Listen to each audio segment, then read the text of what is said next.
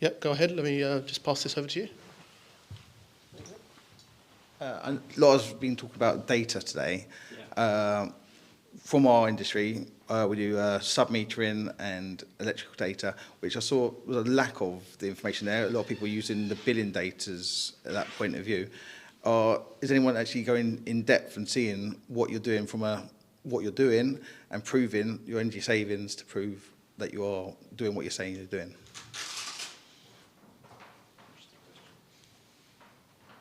I mean, got an answer.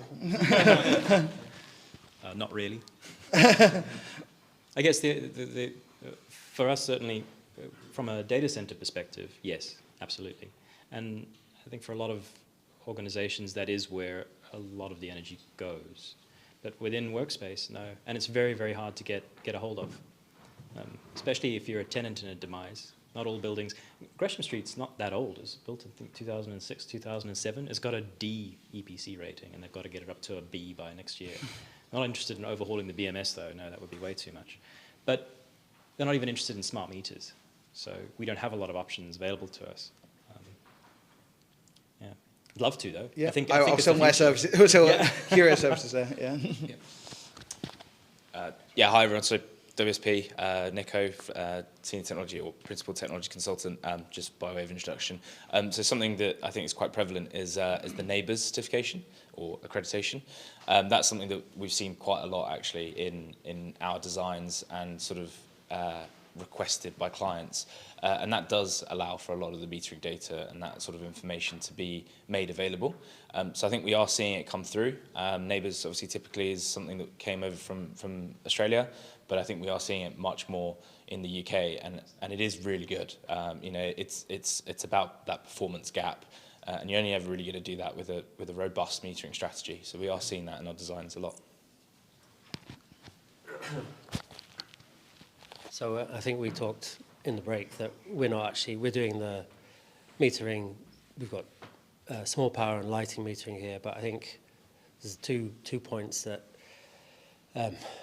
Paul mentioned. The magic happens when you've got an occupier-owned building or a very good relationship. So we can only do so much, and then we're relying on how interested is the occupier to do the next bit.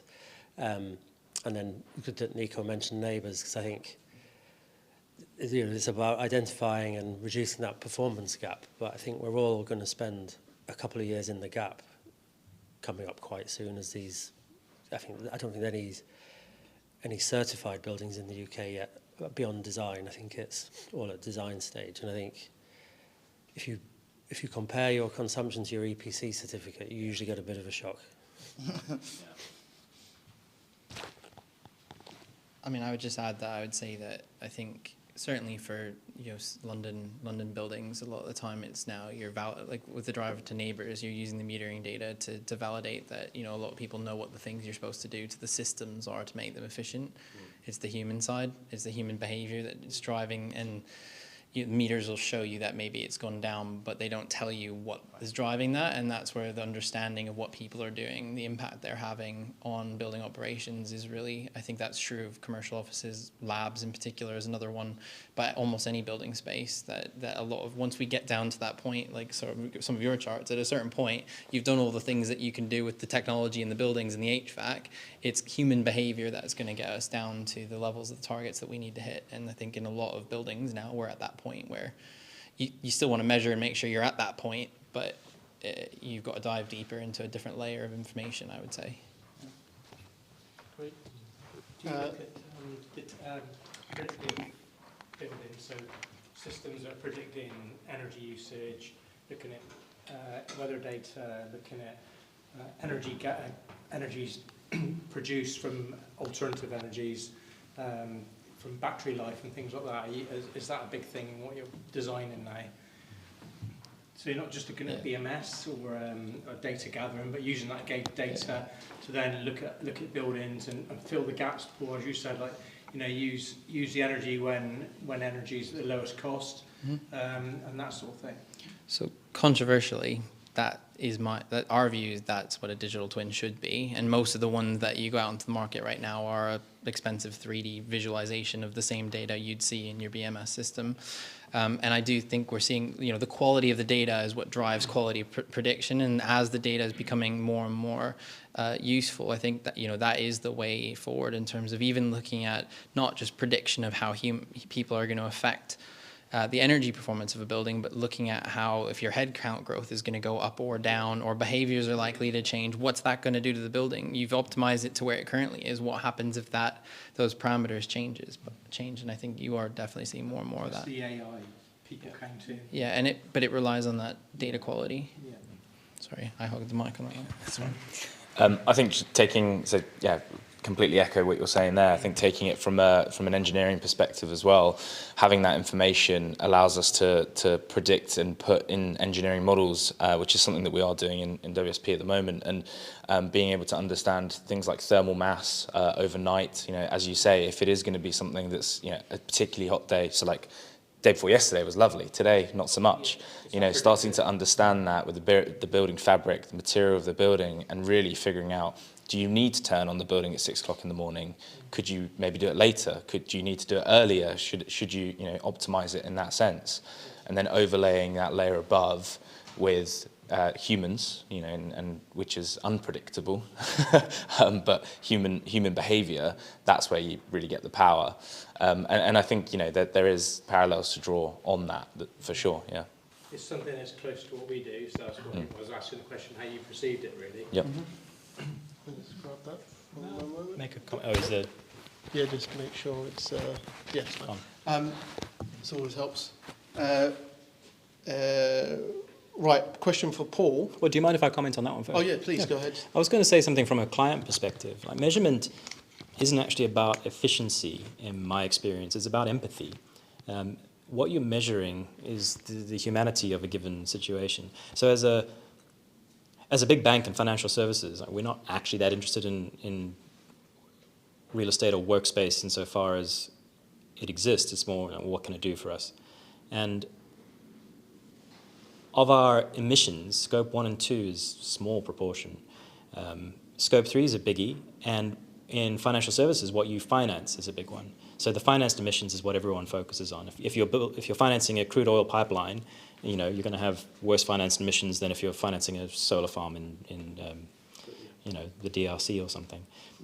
And so there's a reluctance from an executive level to get involved in that and be like, well, the big stuff is here, so the little stuff, like our own buildings, it's not that important. So to justify then to install a battery bank so that you can, cover the 4 to 7 p.m. expensive period, you're not really going to get.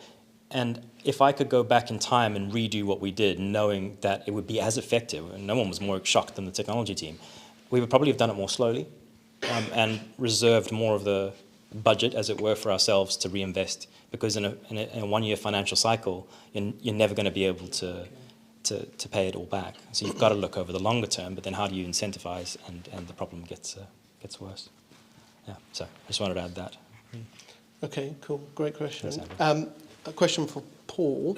How has the use of bGrid influenced the way your team works or makes decisions in workspace? Well, that kind of is answered, but the second part was that how did you get C-level buy-in? We didn't. We sort of just did it. That's how we did it for free. We took a gamble with our careers. I think what a lot of people want out of a workspace is not that dissimilar to what they want out of their lives and their careers.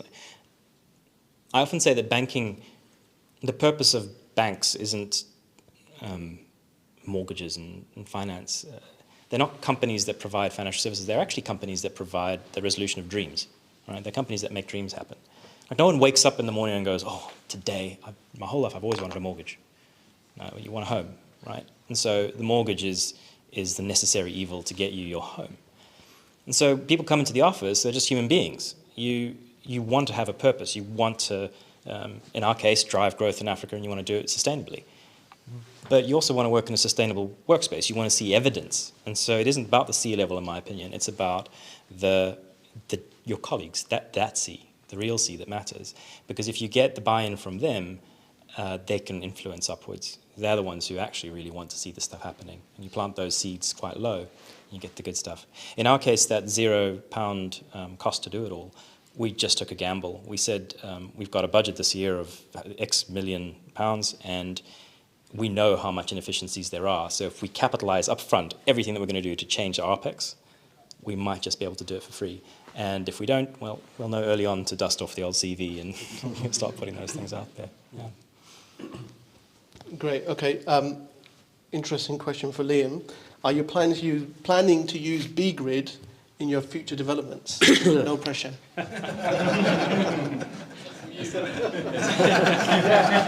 did that one.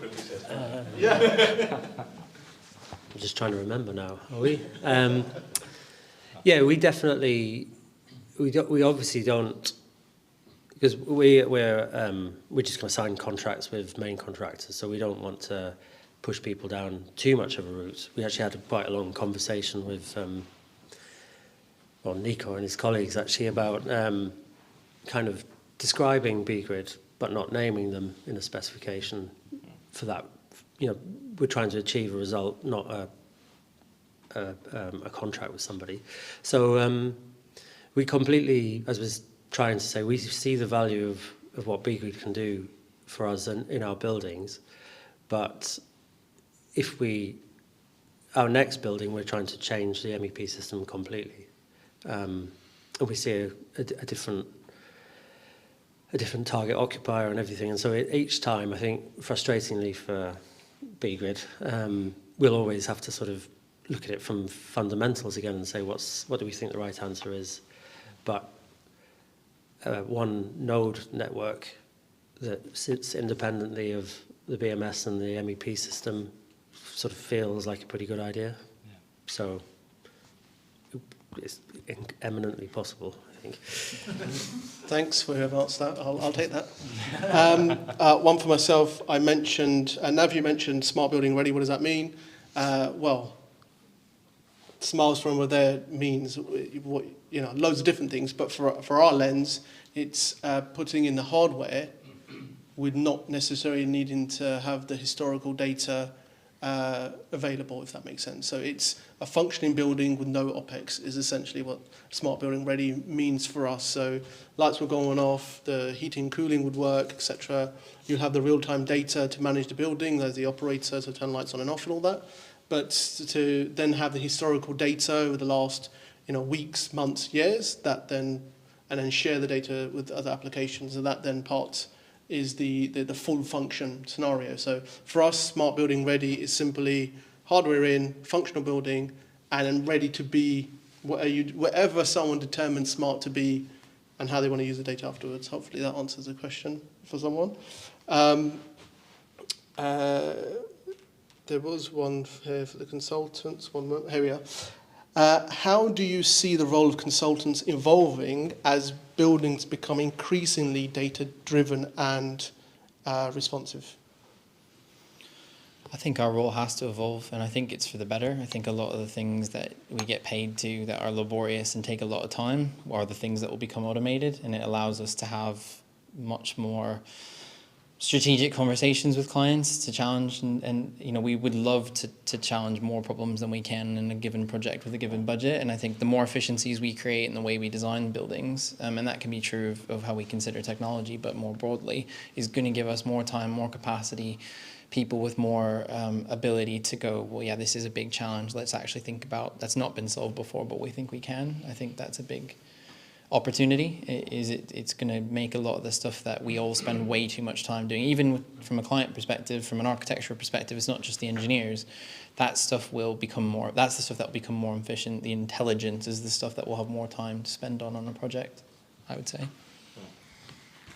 Yeah, I completely agree, and I think from our perspective, from consulting, lens as well, the paradigm is going to shift more to sort of coming back to the asset and helping the clients, assessing, doing the data analysis, and then saying, we know that this was the design that was delivered.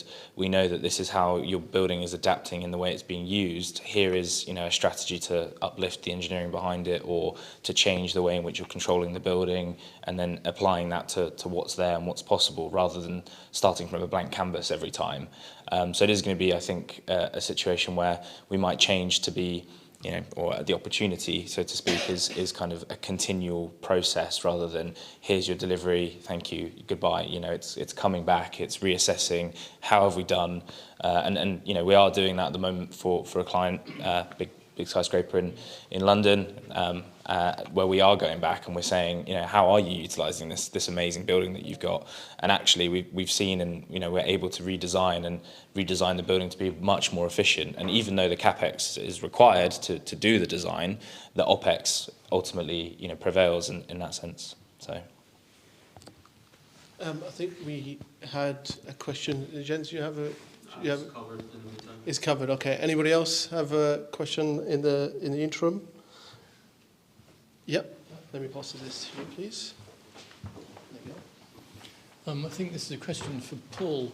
If I heard you correctly, I think you said when you were looking at £500,000 saving cash over a year, zero traction really, people weren't interested. But when you said maybe 40 tons of carbon dioxide not emitted, people got very excited. Why was it that way round? Why did carbon, I mean it's great, but why do you think in your case carbon spoke louder than cash?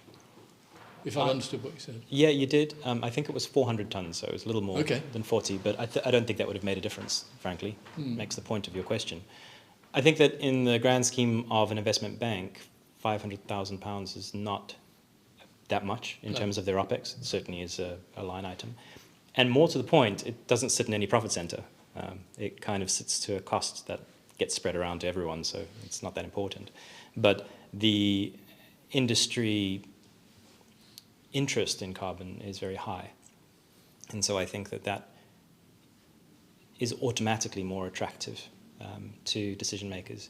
But also to the staff themselves, because that comes back to the meaning behind it all and making it all work. Right, so those are the colleagues that you were talking about earlier, the buy-in from colleagues, sort of tacit buy-in, I suppose. Yeah, that's interesting. I was wondering if that's what you said. The other element was we calculated through, I think it was Gartner who led us to this statistic, that to capture a carbon is something like 4 times more expensive on average than just not emitting it in the first place. And so I don't think the accountants would agree with me on this one, but if you just don't emit the carbon, surely you're taking 4x that amount off of the liability side of the balance sheet, right? At some point in the future, we are going to have to worry about it. So you can find a way perhaps to justify it in that sense. But again, that doesn't fit within a financial year, so it's almost irrelevant. And I think that it's going to come down to regulations to help us solve that en masse. Can I just add? Yeah, just adding on to that, I think really, really interesting what you're saying there. And I think there's the emission of carbon, but then there's also the embodied carbon element as well. And I think smart technologies is something that is really prevalent in some of the banking clients that we're speaking to at the moment at WSP, where one of their biggest incentives for their new headquarters is to understand the embodied carbon. Where can we reduce that, and where can we make the efficiencies and the gains in that element, and report about it?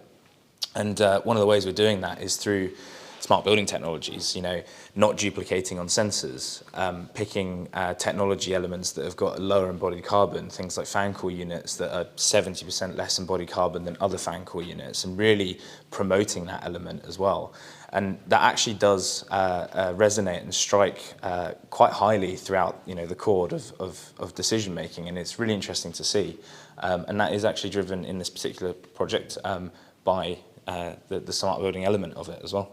Can I add something else to that? Just an anecdote on that exact point. We partnered with Logitech globally for all of the meeting room tech, and we convinced them, and quite confused them a bit at first, to sell us refurbished goods at full price.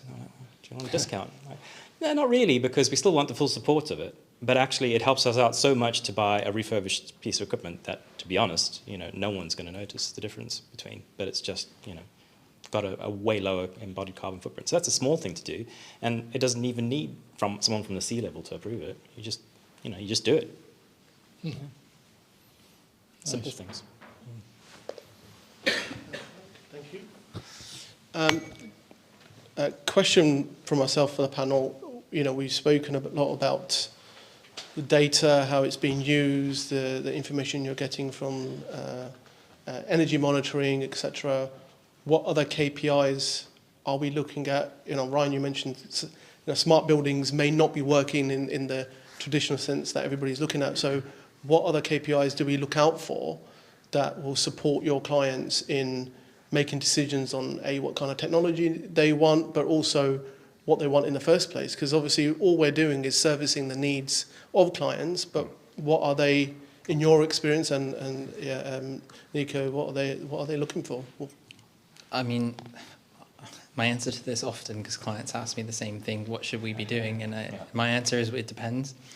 Depends what your problems are. If you're not really clear on the problem you're trying to solve, and you won't always know all the ins and outs of those problems, you're, again, just taking a solution, trying to find a problem to solve with it. And I think, that's where I think in our industry, digital has always been this thing off to the side, and that's been a big problem of where we've gotten to. But more and more, it's driving into the middle of a project and understanding all the other challenges, the challenges you might have as a fit-out client around your people and your workplace strategy, the challenges you've got around the building and the viability side of things in terms of what, viability is a very big existential problem. What part of it is causing that, and what can we target this at? And I think it's not an easy answer, but I think these aren't easy problems, and so it does genuinely depend. But us as consultants have to do a better job of helping clients get through that process and not just go, you didn't tell me what you wanted, so we did this. Because I think that historically has been what you've probably gotten, I would guess. Yeah, I agree, and I think one of the processes that we go through at WSP, I think everybody's heard the term use case and user journey to death.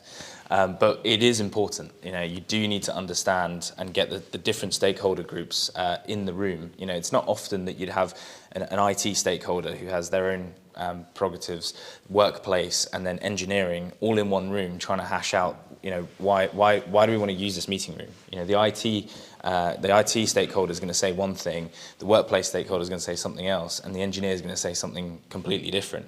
The reality of it is setting those goalposts, early on in these workshops allows, us as engineers to do our job, which is problem solve. And it is problem solving, bringing those solutions together with technology, bringing the designs together, understanding how best to utilize those areas, and then applying that in specification documents, making that happen, boots on the ground, but knowing that it's done through a golden thread that has all the stakeholders involved.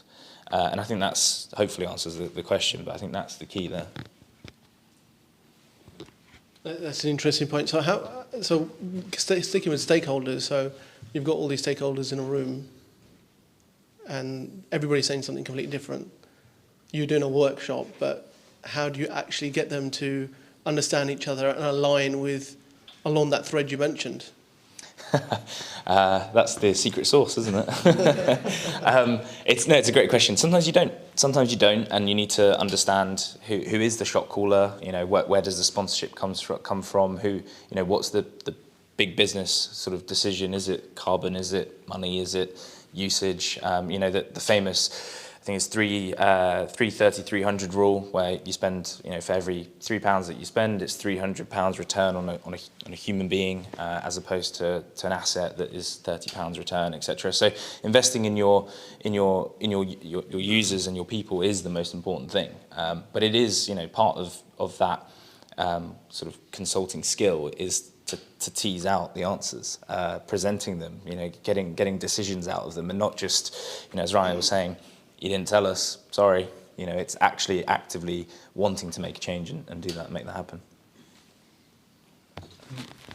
I would just add that I think, I think a digital strategy underpins everything else. And so in that room, you've got to understand those people as people and what they're trying to accomplish, what the business is trying to accomplish, not from their digital strategy perspective, but what are they trying to accomplish with that asset? I think Liam talked about, the strategy around the asset. What are we doing with it? Are we, going to sell it? Are we going to operate it? Are we going to offer managed spaces? How are we going to operate it from a contracting perspective? All of those things are important to then, we do have knowledge and expertise from lots of other projects and areas that we can then bring to the table and go, well, we've listened to everything you've had to say. And I think that's the important part, is to listen in those spaces. I think we can be quite guilty of being in the room and not letting our clients get a word in edgewise, even when all the stakeholders are there. And actually, I want to hear from them. I think the less I talk, the better, which is ironic right now, probably. But that's really important, because the things they have to say are really, really important. And it might be they don't know exactly what the answer is, but that's why we're there. We need them to help shape the problem. My closing statement to that is actually sometimes it's funny to get 2 or 3 stakeholders in the room, ask a question, drop a bomb, and just stay silent and just watch them talk to each other. They may have never had the opportunity to speak to one another like that before, and they will. Humans want to get work together collaboratively. They'll come to a solution. They'll come to a discussion. They'll take it away. They'll come back. But at least you've done that. Your job is to put them in the room, start talking. Sometimes that doesn't even happen, and I think that's a really good point. From my perspective, what we're covering is, we're doing the lights, so we're doing part of the electrical, part of the mechanical. Do you see a situation where teams are going to start, to your point, talking together and working together? Because usually, and tell me if I'm wrong, they're 2 separate entities, 2 separate mechanisms, then 2 separate designers that do that. So at WSP, we've got very strong cross-collaboration and multi-disc collaboration. So I think I disagree with that comment. And we do have, very good conversations between teams. But, inevitably, someone who's a lighting engineer or electrical engineer or mechanical engineer will have different goals that they have to achieve, of course. But yeah, it is about collaboration and having solutions that can tick off boxes for multiple disciplines is always, it's always a benefit if we can come together, and that is the client's problem that we're solving, because at the end of the day we're here to problem solve. So if that problem solves multiple people with one thing, then it's a good thing. Yeah. And Ryan, do you any add? Do you want to add to that? I was just going to say, I don't think there'll be 2 different systems much longer. Yeah. I don't think they should be. I think it's wild that we run 2 different sets of cables next to each other all the way across floors with protocols that haven't improved since 1985 in a lot of cases. That's a controversial statement probably, but again, it's just, with all the technologies that you would manage, the fact that you've got one that's using a serial protocol from who knows when, and everything else is converged onto either one network infrastructure, and it can't last much longer, frankly, I don't think. And we're seeing signs of that. bGrid would be an example of that, but we're seeing more of that. Simplicity, and that's part of it in my mind. Yeah, and is that how you feel, in part, smart buildings would then become successful? I think you made an interesting point that they may not be successful right now, but how do we get to that? What's the utopian scenario there? If I tell a client they've got to buy a BMS system, a lighting system, and then add 2 extra types of sensors and a bunch of other technology on top of that, and it's going to add all this extra money, from a viability perspective, from a budget perspective, they go, it's a lot harder to justify. If you can deliver all those things within what you were just going to spend on the BMS and the lighting system, I can't imagine many clients are going to say no to that. And that's true in other areas too. We're seeing a consolidation of software systems. We're seeing the better ones rise to the top, ones that are more cost effective. That's all part of it. We talked about digital enablement earlier, and frankly, our view is you shouldn't spend an extra penny on digital enablement. It should be whatever you were going to spend or less on those technology systems. They should just be right. They should just be architected in a way that you can do what you want to do in the future, because it was crazy that you bought a building that you couldn't do what you wanted to with. Hope that answers your question. Any other questions from the floor? No, good. There's a lot of pressure. You guys were talking earlier on and probably Liam's facing it on his next building in terms of constructing the building in the first place, getting it off the ground or demolished or whatever, what's going on. So I think there are lots of pressures and on that construction side of things. So it'd be interesting how things develop. But how are you kind of dealing with that whole problem of rising costs in your next project? Badly at the moment.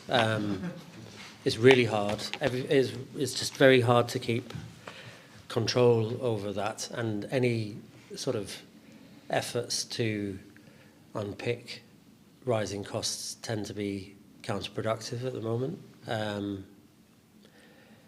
And with the complexity now, it does feel like, I mean, maybe it always feels like this, but it does feel like things are getting particularly hard in the last year or two. And that usually translates into things taking longer.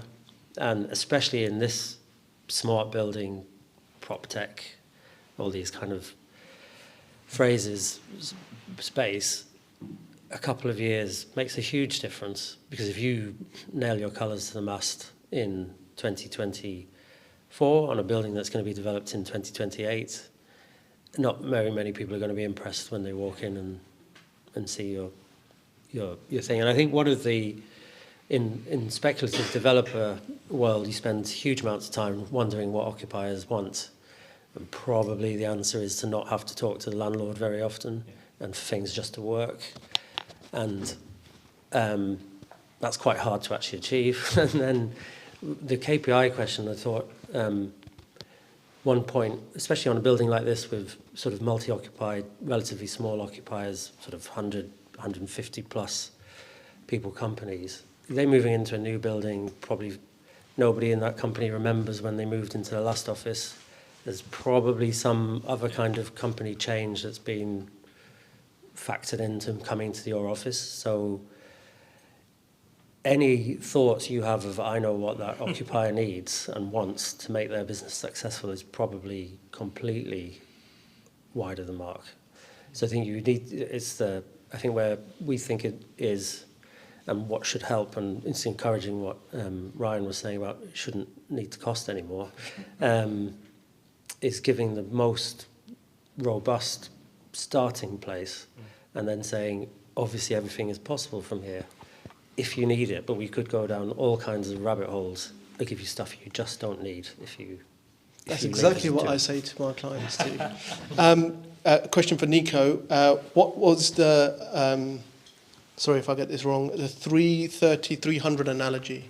I think it's about something like that, yeah. Yeah, so I believe it's an analogy, I think, that was developed by JLL, and it's for every pound spent on hardware, you get £3 return. For every a pound spent on equipment is £30 return. Sorry, hardware and physical infrastructure. £30 is hardware, and £300 return is on the people. So for every pound you spend on a human, you get £300 worth of return for your investment and your money. Basically illustrating the fact that the investment on the human-centric design is the most cost-effective, best return on investment, basically. I could just on that, just on that, we've done a study, a very quick sort of fag packet study of 6 clients, I think, including ourselves, and we've asked them how much you pay on rent in a year and how much you pay for all the people that use that building, and the ratio has been so close to 10-1 that I've given up asking. And that goes from banks who pay a lot more rent, but they pay the people more, to us who don't get paid anything, but our rent's very cheap. And it's a 10-1 ratio, pretty much. So again, illustrating the same principles, right? Yeah. So, yeah. And I mean, at the end of the day, as well, sort of it's personal opinion here as well. If you've got the same offer from 2 employers and you walk in and you're like, my experience is going to be better here. Well, you know exactly where you're going to go, right? Yeah. Occupiers have changed. I mean, sorry to use the whole COVID situation, but as Steve from Memos will agree that, the way people use the space in this hybrid, working life, is completely changed. So Yeah, I totally agree with that. I think that any more questions? Oh, yep, go ahead. Let me just walk across. Can you hear me? No, It's a question to you no, it's all. for the Oh, recording, right. that's why. Yeah, thanks. So it's a question to you all. We've focused very much on new buildings and developing new buildings. What do you think is holding back older buildings from bringing them forward to this standard? What do you think needs to be done to bring older buildings, especially in London, to this kind of standard here?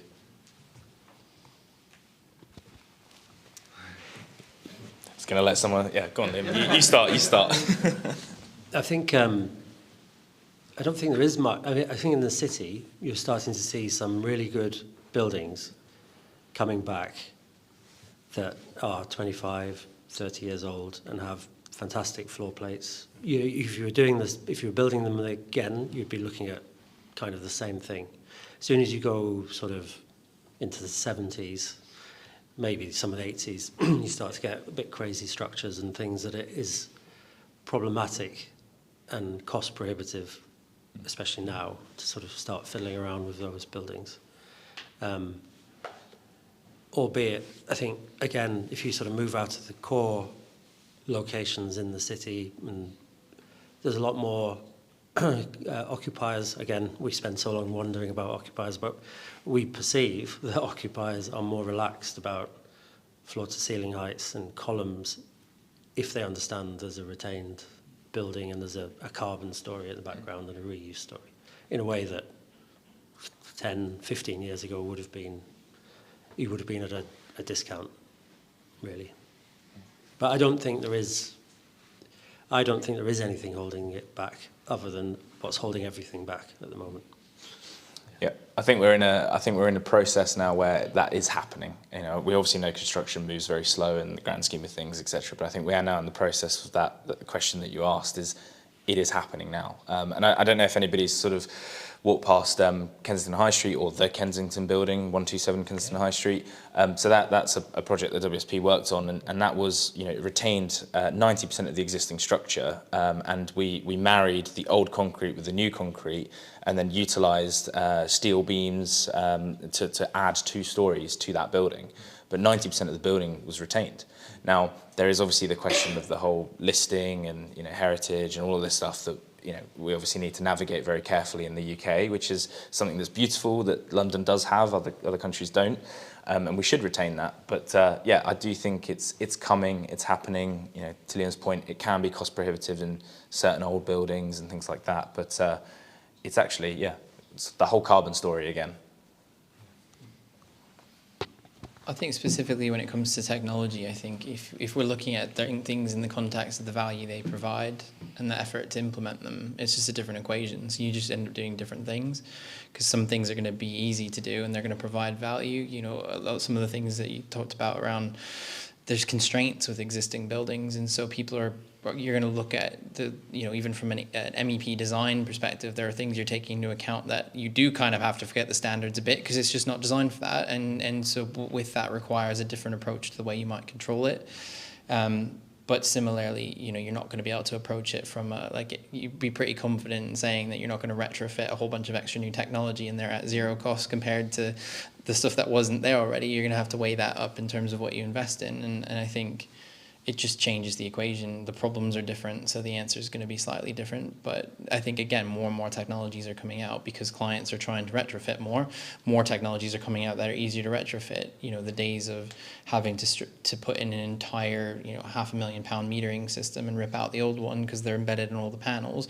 There's some of that, but if you actually want to just know the metering and not bill it, there are more flexible wireless technologies and things you can put in that cost a fraction of that, so you'd actually do it. Now, it won't give you billing grade meters, but that's not what you're trying to do with that. So there's the pros and cons just shift a little bit, I guess. I think there's no answer, right? It's an unanswerable question. But I'll tell you this, that split of the 2 companies I was talking about earlier, we still live in the same building. And it's to answer the earlier question, I think, about teams kind of, you've got to have all elements, engineers who don't talk to technologists, who don't talk to real estate. We happen to be all of those things by accident because a chief exec said, oh, they can take it. Downstairs, They didn't do that. They still have those silos. And they still, to this day, put out 10 tons more carbon every month into the atmosphere because they haven't changed yet. And so having that little litmus test of, well, A and B, it answers a lot of questions about human behavior in the same physical space and how we're going to resolve that, because that's ultimately what it all comes down to. And I think we've realized as engineers that humans don't have APIs, so it's very difficult to get good data out of them. But we have started using them like guinea pigs. So in spaces like this, we'll do A/B testing using our fancy bGrid sensors. And so we'll make a few changes in this room and see what, over the course of 3 months, how the behaviors change, which is quite fun to see the results of. Please. Just while you're speaking on it, I wondered whether or not, from your perspective, Paul, and I'll repeat. apologies, I'm assuming you're taking your OPEX learnings. Do you think you'll apply that to your investment criteria in terms of seeking those who are seeking solutions such as you've? So the question was, if I heard it correctly, would we take the learnings of what we've been able to achieve over the last 5 years and apply them in the future? To your investment strategy, so would you look at companies? That's my goal. Absolutely, that's my goal. But another interesting observation that brings to mind is that when we engaged bGrid 18 months ago, Nav helpfully told me, oh yeah, we've engaged with your company before, something like 2 or 3 years prior. Part of those silos was that information basically just stayed within real estate and never got anywhere. It never got implemented because it never found the right fertile ground. My ambition is to use the results to push forward investment, to say, well, look, we're just a little bank. If we can do this, why on earth can't you? Why don't you also want to save money on your electricity bills? You know, what's your excuse? Fingers crossed, though. I had a quick question. I think, Nico, you mentioned around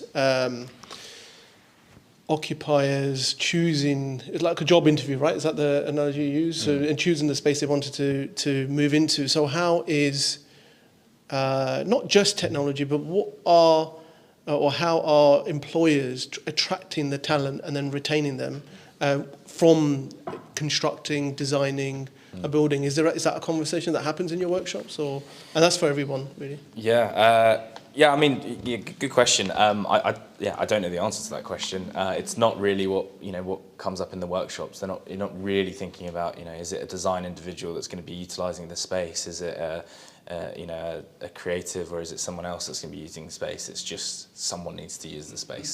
So no, that doesn't really happen. But personal opinion here, I do wonder, big question mark in my head, whether we will start to see sort of areas and pockets, a little bit like we have sort of Canary Wharf was the banking space. Are we going to have a similar sort of thing where actually you have pockets within the cities or within the country and areas where a particular set of developments are designed very specifically for design creatives that want to be collaborative, that have that amazing collaborative space, and the fit out is in a collaborative manner?